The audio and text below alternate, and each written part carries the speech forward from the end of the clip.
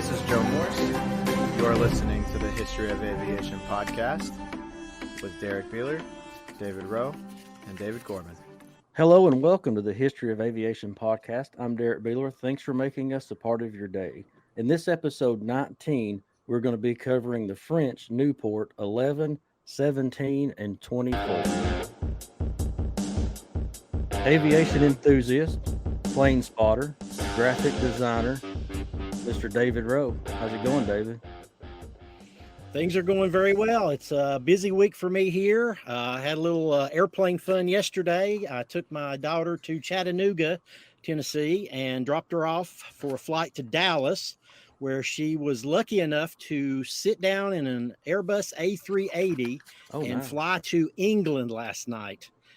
She arrived about 4 hours late, but she got there this morning about 7:30 a.m. our time here on the East Coast of the United States, and been watching her travel up the English countryside to her castle that she's staying at. It's a literal castle, and she's been sending pictures. It's unbelievable. It's like the Biltmore House, but English. So it's beautiful. So she's in England. My son graduates from college this weekend.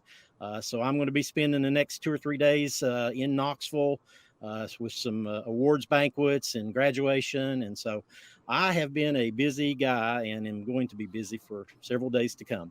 Sounds very much like it. Aviation enthusiast, plane spotter, science teacher, Mr. Dave Gorman. How's it going, Dave? Hey, Derrick. Hey, Dave. Things are going well. Not anywhere near as exciting for me as Mr. Rowe there, but been doing pretty well. We've been dissecting frogs this week, so it's a highlight of 7th grade science, and glad to finally be there. Kids did really, really well. Only had 1 or 2 kids that said they felt a little queasy, but they powered through, so that was good. Good deal. Getting ready to go up to Kentucky this weekend to see my mother. It is her 95th birthday 1 week from today, so we're going to be celebrating Imelda Gorman up in Hopkinsville. So looking forward to that, and just some good family stuff. Staying busy with things, about to wind down the school year. So looking forward to some talk about this extremely rare aircraft, but one that made a big impact in the era over Europe and the First World War. Yeah, absolutely. This is probably the Nieuport made by the French. It's a biplane. To me, it's kind of the quintessential World War I biplane. It's the look. It's simple, small, very nimble biplane fighter with the big rotary engine in the front. So when I think of a World War I aircraft, this is the kind of plane that I think of, is the little Nieuport, the little scout fighter. Well, you mentioned about it being nimble, and there's video that's old and black and white and everything showing Nieuports that are just kind of floating and flipping and fluttering in the air and highly maneuverable. But there are none of these still airworthy, of course. And I think, Dave, I saw there was just a single original example of this that's still available for people to see. So an extremely rare aircraft. As a matter of fact, that is my background image. It is in Brussels, in Belgium. It is the only original Nieuport left. However, there are numerous replicas out there that are like 7th, 8th scale up to full scale. So you can actually see a replica flying. I think the old Rhinebeck Airdrome in New York, in Rhinebeck, New York, they actually fly a Nieuport 17 in some of their air shows. So those are all replicas, but if you want to see one, yes, you can find one. But if you want an original, you got to go to Brussels. Now you can see some restorations or some recreations rather on display. I think the Air Force Museum in Dayton has one that is painted up as the hat and the ring group, that the American escadrille that was flying in World War I. But I actually did see a couple of replicas fly about 30 years ago at a great air show that I happened to stumble into. My friend Len Rudolph invited me to go down to Gunnersville, Alabama. and they had a couple of original World War I aircraft. They had some recreated aircraft, including one that was starred in the movie The Blue Max. Several of these 7/8 replica Nieuports. So it was really, really cool. And, they flew and they were nimble, and, you couldn't really tell they were that different size-wise or anything. I think on the video that I have that's on my YouTube channel, there actually is a Nieuport that ground loops when he comes in. He was okay, but it's the first time I'd ever seen that happen before. Made it kind of exciting. But a tremendous plane, and as I said, David, coming in, thinking about what you said about being so nimble. Good engine, good flight characteristics, strong wings, quite a design, and one that, for its time, for a little while, it was a formidable opponent. Absolutely. I was going through the notes on this, and the Nieuport company, man, they absolutely pumped out a lot of aircraft. They started out with a Nieuport 1, and I think they got up to like a Nieuport 74 or something. I mean, the numbers, they were constantly innovating, creating new planes, and so this line just grew and grew as technology changed. The company started out with just wire-braced monoplanes, just, very simple, that early design. And they quickly realized that wasn't going to work, and they switched over. They got a new designer, a Gustave Delage, who was their chief designer in 1914. And he built up this sesquiplane. If you remember that term from our previous podcast about the albatross, Yes. That's an airplane that has a large wing on top and a smaller wing underneath. That reduces some of your drag, makes it very nimble and easy to turn. It also gets some inherent weaknesses in the structure because it is a smaller wing. And the other thing is you get the distinctive V struts.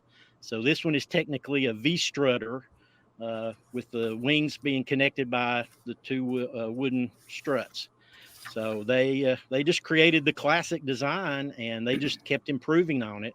And, again, these things were changing constantly. They would be in combat for, a few months, and then they would be replaced with something bigger and better. So it happened fast then. So I know that this plane saw a lot of design updates and upgrades and things over time. When did the Nieuport 11 first show up? 1916, I believe. So I know the 17 showed up in 1916. I think the early design though was not pre-war, was it? No, it actually. Go ahead. They were working on it, but it didn't come out until the war started. And I think like the Nieuport 10 and 11 were only in combat for about 2 or 3 months before they were supplanted by a 14 or a 15 up to the 17. So they were very quickly in service and then relegated to training units. So it was a fast turnover for this aircraft. Well, there was so much. The learning curve, of course, was so steep at that time because aircraft were, were they for observation? Were they for, spotting? Were they for transport? What were they going to be used for? And so the idea that you'd have fighter aircraft that were going up and shooting down enemy aircraft, patrolling and keeping your lines clear of aircraft overhead, all that kind of stuff was really quickly evolving over time. And so it seems to me like if you look at a plane that was considered a military aircraft in 1912 and compare it to a military aircraft in 1917 or 18, that was incredible, that the things that they had to develop and learn about in terms of strength and engine power and armament, shooting through the propeller, the interrupted gear, all of those types of developments. So, the fact that this aircraft was built by the French, and they didn't have a fantastic aircraft industry, I don't think, at that time, but they were definitely up for challenges and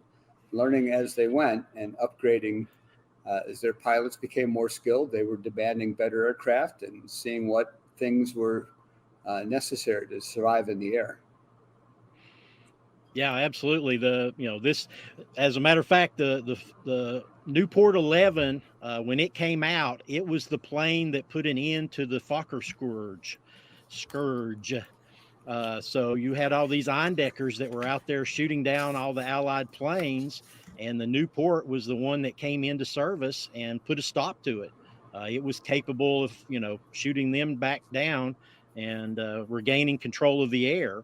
And so that lasts for probably a year or so before, the Albatross comes out and some of the Fokker D7s start showing up, and they take back control of the skies. So it was this constant, I'm going to improve, you're going to improve, new equipment. And it was just an unending cycle of development. So yeah, they just, they kept making them better every time they could. And, they were, with that technology, I mean, you had aircraft that were being shot down and recovered behind enemy lines and being dismantled, and secrets learned, and adjustments being made, and planes that were improving because sometimes they were using technology that had been discovered and implemented by the opposing side. I know that there were some Nieuports that were captured by the Germans, and I think that they actually built some themselves and called it something else, of course. Yes, that's absolutely correct. There were two different companies in Germany that, they're not license built because they didn't have a license, but they built them. They just, made their own. We'll do it ourselves. Well, you see that happen sometimes when people are in a hurry to catch up technology-wise. They'll take advantage of those opportunities. So what do we know about the engine that just the engine development that went into the Nieuport, size-wise and power-wise? I mean, it always seems that, you have airplanes that are chasing more powerful engines. And this one, I had the sense, was built for existing engines that were plenty powerful. Is that correct? Well, yes, they 80, 90 horsepower is where they started out. So not huge engines, but at the time that was pretty powerful. The Nieuport 17 came along, and it started out with 110 horsepower Lerone 9J. And then that one moved up to 120 horsepowers. Then they moved up to 130 horsepower Clégier 9B, a 9-cylinder rotary engine. So it was just a constant. As the new engines came on, they'd strap it to the front and move it up. All rotary, of course, but just 130 horsepower is about the highest that I've got for the Nieuport. So, and the rotary engine, that was the first time, that air show I went to in Alabama, first time I'd seen aircraft with rotary engines. And it was, I wasn't quite sure what I was looking at first. The cylinders are rotating, and, the guys in the cockpit were, they were covered with scarves and goggles and things to keep the flying oil, out of their face and on the windscreen and things like that. But I mean, it was a real thing that was happening with some of those rotary engines. Quite neat. Yeah, it's pretty amazing. They apparently leak like crazy, and that castor oil goes everywhere. So yeah, that's, not only are they trying to stay warm with all the garb, they're trying to protect themselves from, being covered in oil.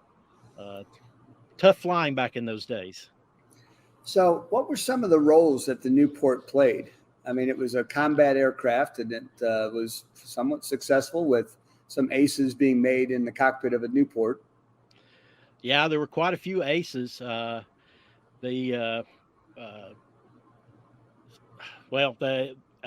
Obviously it's a scout fighter, so it would go out and chase the enemy down. It was used for bomber escort. I know it did some reconnaissance work. So pretty basic stuff for them. At one point they actually strapped rockets to the struts, some Lapierre rockets, to attack observation balloons. I've got one of the aces had like 21 balloon kills. So, I mean, not only are they fighting, other aircraft, they're chasing balloons. So a little bit of everything. Goodness. We were talking before we came on the air about some of these aces, and I was perfectly willing, David, to let you make an effort to pronounce those names. You want to give it a shot, and I'll help you. I'm ready. I'm ready. Oh, goodness. Well, let me. No, it's going to be an ugly thing, so just hang on a second here. I'll throw that one over to you. I've got some names here too. So all right, here we go. I'm sure we have the same list. Yeah, I probably do. So French aces, I have a Georges Gunnemeyer with 54 victories, Charles Negussier with 43 victories, Maurice Boyot with 35 victories. This is the fellow that had the 21 balloons shot down. Armand Pinsard with 27 victories, and Rene Dorme, not sure, 23 victories. Man, probably, yeah, exactly. Yeah, that's really impressive. Again, you're thinking about these were nimble but fragile aircraft, and it probably didn't take a whole lot to bring them down.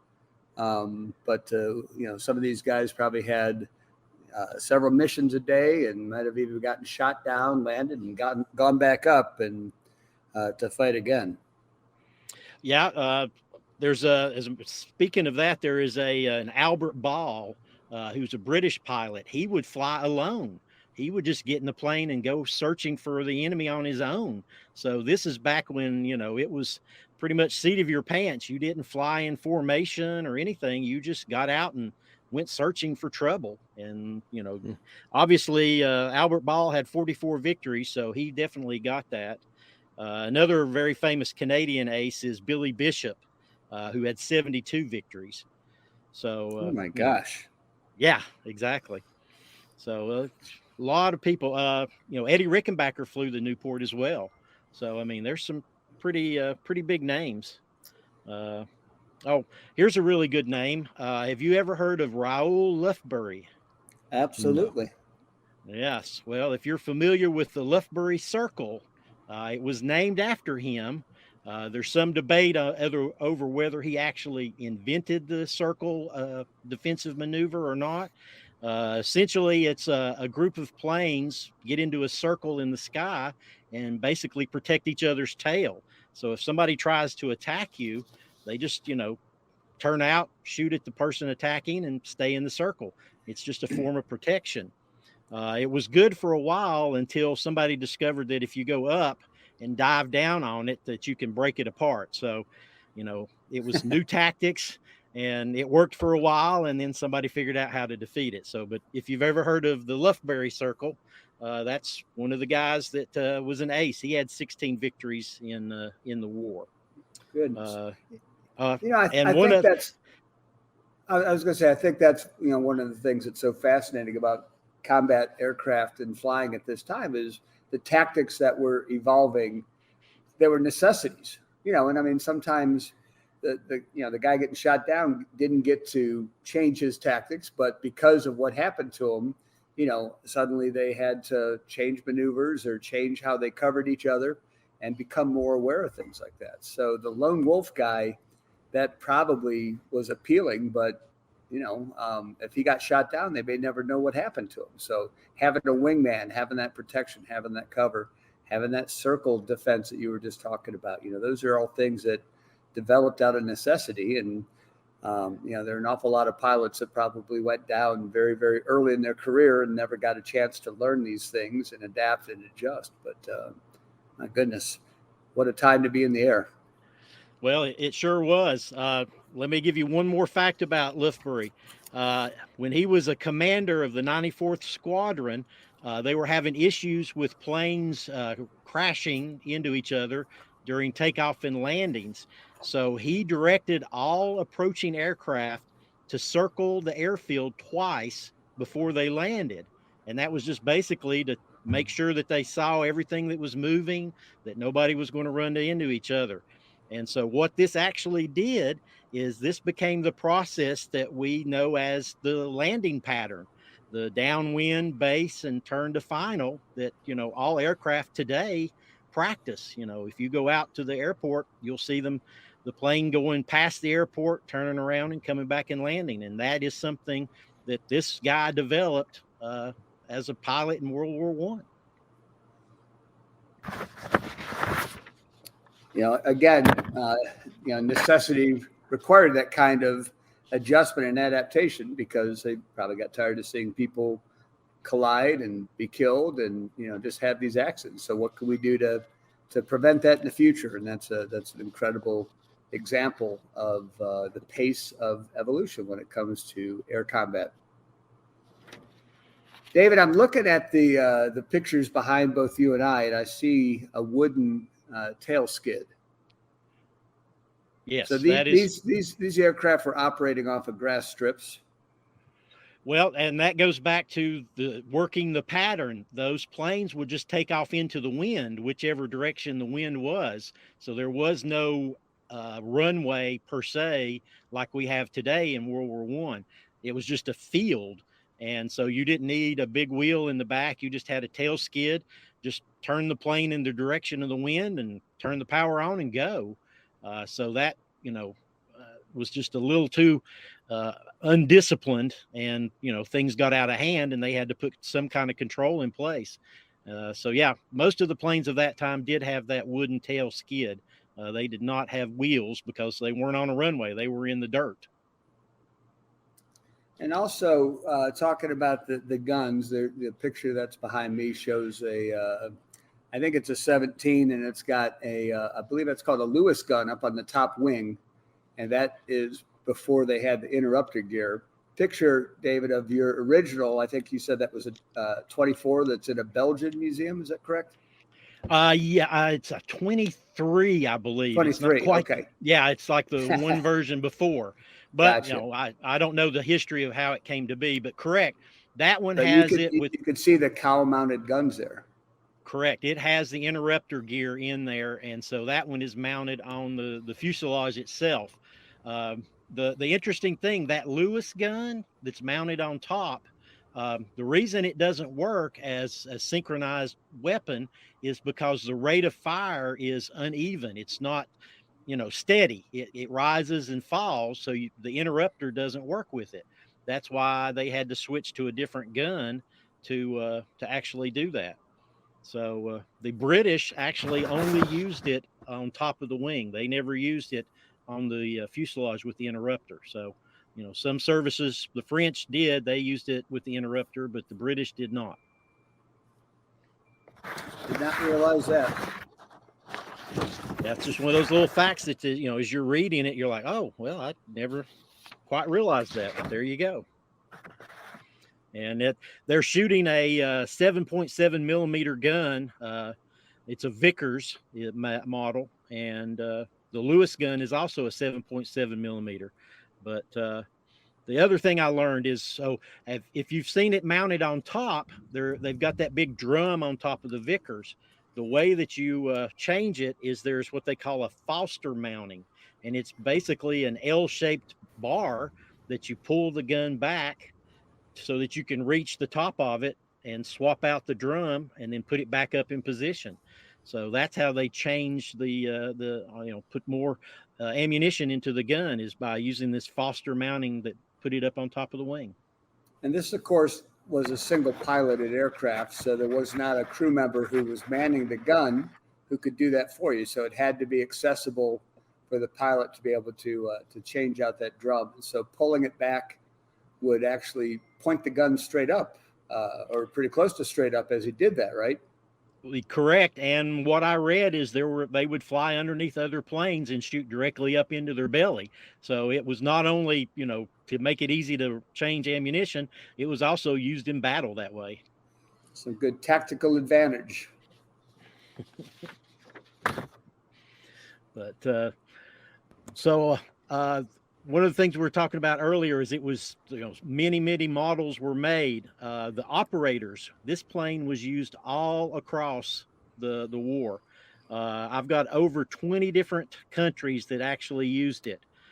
Belgium, Brazil, Chile, Colombia, Czechoslovakia, Estonia, Finland, France, Guatemala, Hungary, Italy, Netherlands, Poland, Portugal, Romania, Russia, Switzerland, Siam, Soviet Union, Turkey, the Ukraine, the UK, and the US. I mean, it was everywhere at the time. Everybody liked this aircraft. I was really surprised at the South American usage and thinking about how that was exported. And I couldn't find, was that done mostly after the war? Was that an aircraft that, you know, there were many examples available after the war and it was somewhat obsolete as a combat fighter? So it was made available for export? Yes, it became a very good trainer apparently after the war and was used up into the 1920s. So it had a long life after the war just as a trainer. Let's see, the French Aviation Maritime operated a Nieuport 21 for carrier landings in the 1920s and 21 on a converted French escort ship. So, I mean, the French were even still using it as late as 21.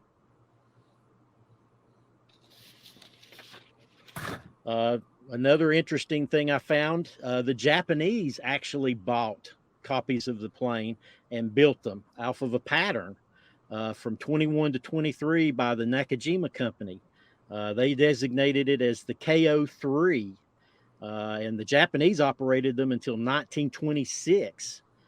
So they actually had Spads, which was a plane that came after the Nieuport, and they stopped using those in 22 and kept using the Nieuports until 26. So that plane had some legs, unbelievably so. It must have been, you know, again, thinking about how widespread and all those examples around the world in Europe and Asia and South America, the US, that so few examples survived. In fact, just the one original example in Belgium. You would think that somebody would have tucked one away somewhere, had some pieces or parts, and maybe there's some parts, but nothing complete. Just one.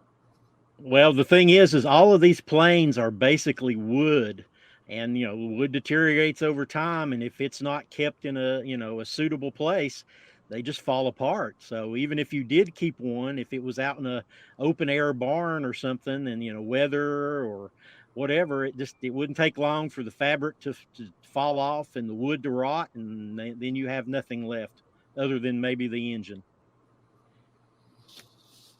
Well, and some of those countries maybe didn't have very mature aircraft manufacturing capabilities or folks that really could get in there and repair those the way you might need to, unless the French sold, training courses or training tools or things like that. I mean, I'm sure they were glad to export them, but they were phasing them out in their Air Force. So there wasn't like there was a continuous assembly line going on and continuing to build these things.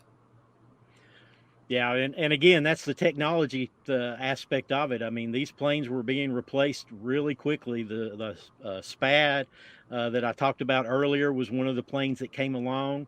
One of the issues with the Nieuport is, so it's a very nimble, fast airplane. The planes that it was going up against later in the war, like the Albatross and the Fokker D7s, they were bigger aircraft, they were heavier aircraft, they were faster aircraft. So they couldn't maneuver as well, but when they would come diving at you, they could put heavier firepower on the plane. And, even though you could, left and right really fast, you just couldn't outrun them. And they would just wear these planes down and shoot them down. So they had to pull them from, combat and put them into the training reserves, because again, it's a very good flying airplane. It's very responsive. So it's a real good teacher. And so the plane went out of combat into training, and that's where it finished its life off at. Goodness. You were talking about speed. What was the typical speed of a Nieuport, generally speaking? About 100 miles an hour. 109 is what I've got for the 24 model. So not super fast, but it probably lands at maybe 20 miles an hour, 25. So that was pretty good in 1914, but by 1918, it's been outclassed and surpassed, and Yeah, that's exactly. That's why it got passed on, I suppose, to some other countries, including the U.S. I read that the U.S. was, when we were finally entering the war, we were really hoping to get those Spads, and we got stuck with Nieuports and made the best of it, but it wasn't the top line fighter that we were hoping for. Well, that's when you're buying it from the French, they're going to keep the best thing for themselves and give your other folks the leftovers, what they are not using anymore. So you just make do with what you've got. The Nieuport only had a ceiling of about 20,000 feet. So, I mean, it didn't have to go very high. As a matter of fact, most of the combat I'm reading about is in the 1,000-foot range, 500 feet, 1,500 feet. So they're flying fairly low. So I'm interested to know if maybe the reconnaissance were the only ones that would go up high and everything else was fought very low. Sounds possible, doesn't it? Yeah, sure does. Endurance of about 2 hours and 15 minutes. So, you've got a little bit of time. You can't fly too far, I don't guess, but with the, front lines being static, they just flew over and back and could do that multiple times a day. Probably wasn't the most comfortable plane to be flying in. Not the open cockpit and everything. And, I don't know if these pilots were wearing parachutes regularly at this point, were they? No, I don't think that was a regular thing until a little bit later. Yeah. So, yeah, I read a couple of accounts of one of the pilots was trying to adjust his gun on top of his wing and unbuckled himself, and the plane upset, flipped over, and threw him from the plane. Yeah, it was a very dangerous endeavor that they were involved in, not only from the enemy, but just flying in general. A lot of things to pay attention to. Well, that doesn't change. No, it hasn't changed today at all. It's just, technology has gone a long way to make things better, but this was when leaps and bounds were being made, and that Nieuport was really a fine plane to be out there. Well, guys, as we're talking about the Nieuport 11, 17, and 24, let's jump into final thoughts, starting with you, Dave Gorman. Well, as I mentioned earlier, seeing one of these flying, even though it was a replica, seeing a few of them replicas flying at an air show in Gunnersville, Alabama in 1992, it really was a beautiful aircraft. It looked great in the air. It had a really distinctive shape. I guess the rudder and everything has a great look to it. It looks fast. It isn't, as we discussed, but it still looks great in the air. And, considering how much happened around the Nieuport, it's amazing it survived as long as it did and served in so many areas as it did. So next time I'm in Dayton, I'll take a closer look at the replica up there. Definitely. And, man, if I get to Belgium, I know where I got to go. Exactly. David, Rowe, final thoughts? Yeah, exactly. It's one of a kind, so that's definitely something to go see. Again, great airplane. It's a classic look. Just like I said, it reminds me of World War I. Every time I see it, it's exactly what I envision the planes are. It was a great success in its day. It was well balanced. It was just used by everyone, and it's really made a name for itself. So I'm glad we had a chance to talk about it. It's a really pretty bird. Definitely is, for sure. As we're talking about the Nieuport here on the History of Aviation podcast, let's jump into where folks can get a hold of us and our social media, starting with you, David Rowe. I am on aerophile.com, AEROWEPHILE.com. I've got all kinds of videos on YouTube, pictures on Instagram and Facebook. I post to Twitter. So please come check me out. I've got lots to show and lots more coming to show. Dave Gorman. I can be found on Instagram at _it's Dave Gorman. And then also my YouTube channel is called Gormania. And as I mentioned every week, it's not always just aircraft all the time. It does have a few other things, but mostly it's that, some music as well. So come check me out there. Definitely. And as far as the History of Aviation podcast goes, there is so many places you can find us. Twitter, Instagram, Facebook. We're on Patreon. We have our own website. All of our stuff is listed down below here on the podcast. And we have shirts and stickers coming. How about that, guys? All right. Wait. Love it. Love it. Should be great to see, and looking forward to wearing them. Definitely. And we're gonna eventually open a merch store and get a lot of that going. We're just getting some samples and whatnot right now. But yeah, things are growing and things are going good, and I definitely appreciate you guys. Love it. Appreciate it too. Great for everything you do.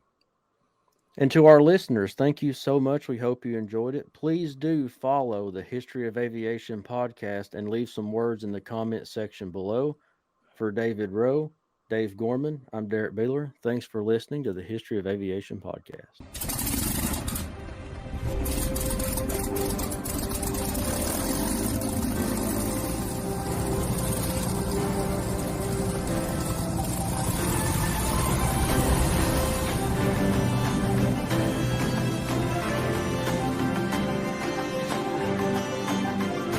This is Joe Morse.